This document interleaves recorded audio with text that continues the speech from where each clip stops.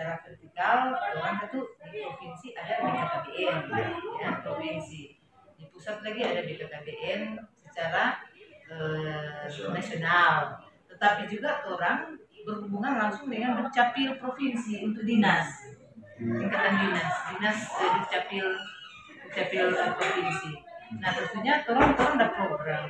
Indikator utama orang ada 4 di sini. Yang pertama terkait dengan stunting. Yang kedua terkait dengan meningkatnya sektor KB, MKJP, metode kontrasepsi jangka panjang. Kemudian yang ketiga, orang akan persentase pengurangan unmet need. Unmet need itu pasangan usia subur yang sebetulnya orang masih subur tapi tidak ber-KB. Itu ada yang begitu memang pasangan usia saya. Nah itu yang orang harus turunkan itu supaya orang PMKJP itu naik. Untuk metode untuk sektor KB. Kemudian ini yang keempat terkait dengan penduduk, maksudnya fertility rate, jumlah pertumbuhan penduduk dan persentase pertumbuhan penduduk. Kalau sekarang ini kan sekitar 2,2 yang ada. Artinya satu wanita melahirkan 2 anak, 2,2 itu yang rata-rata yang ada. Nah, itu dia per satu kali melahirkan. Misalnya saya melahirkan mendapat sekitar 2 anak. Kalau kita rata-rata penduduk orang itu. Nah itu cuma 4 indikator yang ada. Nah itu ini dalam program-program. Jadi kita punya ada sekretaris dinas, ada kabit ketahanan kesejahteraan keluarga, ada kabit pelayanan KB, baru ada kabit pengendalian penduduk, penggerakan dan penyuluhan. Nah, orang di sini secara umum orang menangani pencegahan. Sebetulnya orang kalau ada stunting, orang pencegahannya. Jadi keluarga-keluarga yang berisiko stunting, yang potensi stunting, nah itu orang ada indikator juga itu. Kenapa dia dikatakan berisiko stunting? Itu ada indikator yang orang nilai juga. Nah ini semua ini tentunya orang kalau di sini kok memang rata-rata di sini cuma komunikasi, informasi dan edukasi.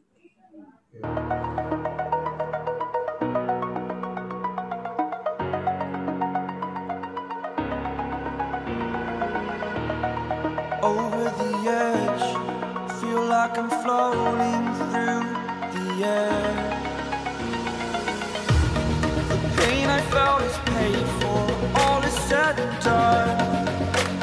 Oh, I am restricted, fixed upon the web. I need to kick the habit that my mind is breathing in. Break out, I've got to see. Spent all my life holding all of it closely. Oke, selamat siang guys. Kami dari pemerintah Kota Bitung, khususnya tim percepatan masa Ibu Heni Kornela Pengo AMDSH dan rekan saya Bapak Agus Santoso, ada Pak Iwayan Suatinya, dan juga ada Pak Denny PT dan juga ada Pak John D. Padilla. Ya, di sini kita menuju. Selamat siang Ibu Kadis. Selamat siang Ibu Heni ya. Ibu Kadis, boleh kami tanya-tanya? Boleh. Oke. Kami mau tanya, bagaimana untuk tahun 2024 ini ke depannya? Apa program-program Ibu rencananya ke depan ini? Terima kasih. Jadi untuk tahun depan ya, untuk 2024 kita ada berbagai program yang akan dilaksanakan terkait tentunya dengan 1. Pelayanan KB, 2. Ketahanan kesejahteraan keluarga, di dalamnya ada stunting. Kemudian 3. Terkait dengan pendataan, di dalam ini pengendalian penduduk. Penggerakan dan penyuluhan. Nah, untuk tahun 2024 kita ini kan terkait dengan program ketahanan kesejahteraan keluarga, selain indikator utama stunting yang kita akan lakukan di lapangan, itu juga terkait dengan POKTA, kelompok-kelompok kegiatan yang di dalamnya memuat bina keluarga remaja, bina keluarga lansia, PIKR, UPPKA untuk peningkatan ekonomi, Baduta, bina keluarga balita dan balita. Nah itu yang kita akan laksanakan di program ketahanan kesejahteraan keluarga, dan yang kami prioritaskan adalah stunting di dalamnya, ya. stunting karena memang kita sebagai BKKBN ini sebagai sekretariat stunting. Dalam hal ini terkait dengan pencegahan dan penanganan juga. Dalam hal ini kita melakukan pendampingan terhadap keluarga-keluarga yang berisiko stunting. Kemudian selanjutnya juga ada program terkait dengan pelayanan KB, di mana tentunya kami selalu memprioritaskan pada metode kontrasepsi jangka panjang. Dalam hal ini tentunya penggunaan IUD, implan, dan juga metode operasi pria, vasektomi, dan tubektomi, metode operasi wanita. Karena tapi tetap dilaksanakan juga terkait dengan suntik, kondom, dan pil. Itu bukan non MKJP, tetapi kita masih melaksanakan dua ini. Tetapi kita utamakan supaya kita lebih settle dengan yang ber-KB. Kadang-kadang kan kalau yang bukan non MKJP, kadang-kadang dia tak lewat apa akhirnya jadi, gitu kan? Seperti itu. Tetapi memang harus diingat mindset ini harus dirubah. Kita bukan hanya sekarang 2 anak cukup. Namanya KB itu sekarang keluarga berkualitas. Kita merencanakan jarak anak, merencanakan jumlah anak, ya, supaya anak-anak itu memiliki hak, mendapat hak mereka, ya, hak bawa ke posyandu, hak imunisasi, hak dapat makanan yang sehat, itu semua supaya direncanakan dengan baik. Kemudian yang ketiga itu ada program pengendalian penduduk, di mana kita di sini ada melakukan pembinaan terhadap kader-kader KB kita di lapangan, karena kita ini dalam rangka terkait dengan kampung KB, salah satu yang akan kami angkat ini adalah kampung KB. Karena memang sekarang ini memang kita masih di 13 kampung KB untuk di 69 kelurahan. Tetapi sekarang dengan SK Wali Kota itu sudah ada 69 kampung KB. Nah tentunya ini kampung KB kita harus angkat di mana intervensi seluruh program kegiatan ini ada di kampung KB. Dan itu ada Pokja yang nanti akan melaporkan segala intervensi yang ada di setiap kampung KB. Kemudian ada rumah dataku. Rumah dataku ini memang kita kerjasama dengan kelurahan-kelurahan yang ada. Ada rumah dataku di kelurahan, ada di Pokja. Memang itu perlu ruangan khusus. Tetapi dengan kondisi sekarang digital, memang kami akan coba supaya dia bisa digitalisasi untuk menjadi rumah dataku yang orang bisa akses terkait dengan kegiatan program kegiatan Bangga Kencana yang ada di Kota Bitung. Barangkali itu sekilas. Oke, Ibu, satu lagi. Tadi bicara itu kapan program? Mulainya kapan? Ini kita sudah akan mulai, ini 2024, ini hari Senin sudah ada yang pelaksanaan kegiatan. Pertama kita melaksanakan rapat koordinasi di tingkat kecamatan, kemudian di tingkat Kota Bitung untuk mengevaluasi dulu. Setelah mengevaluasi tahun sebelumnya, ya, pelaksanaan tahun sebelumnya, perkembangan tahun sebelumnya, baru kita akan memulai semua. Tapi sudah akan jalan mulai hari Senin. Besok. Iya, besok.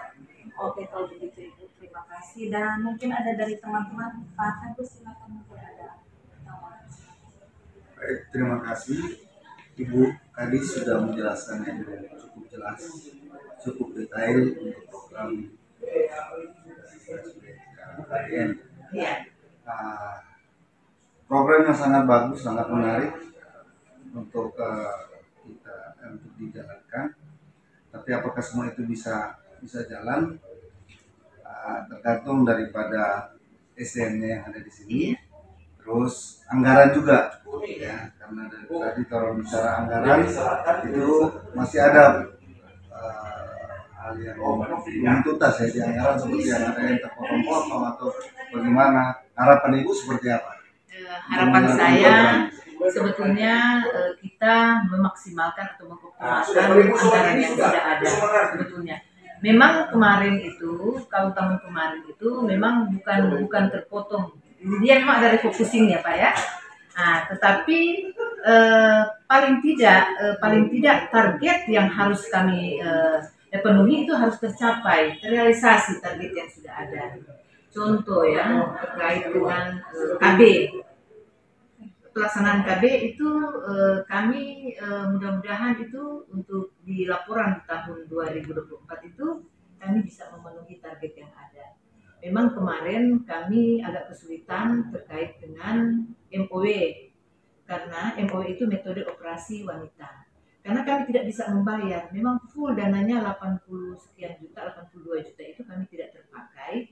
Karena ketika kami membayar itu sudah tidak bisa karena itu handle oleh BPJS.